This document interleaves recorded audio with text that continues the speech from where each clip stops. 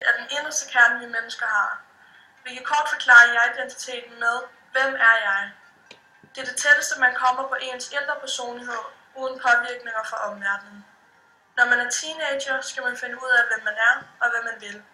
Derfor bliver jeg-identiteten virkelig sat på prøve. Ved den personlige identitet kan man spørge sig selv om, hvordan vil jeg være eller fremstå over for andre. I vores selvbillede vil vi gerne vise, at vi har styr på vores personlige identitet, at vi opstiller mål og drømme og går efter dem.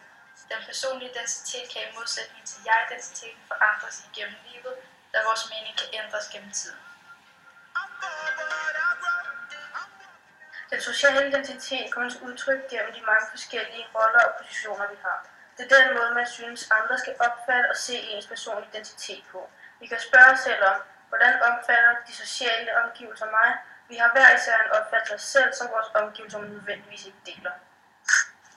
Vi har alle sammen brug for at føle, at vi er en del af et fællesskab. Den kollektive identitet kan forklares med spørgsmålet, hvad og hvem hører til. Den kollektive identitet er nødvendig for at kunne få en plads i samfundet, i sociale vennekredse og igen blive accepteret i grupper, f.eks. at være dansker.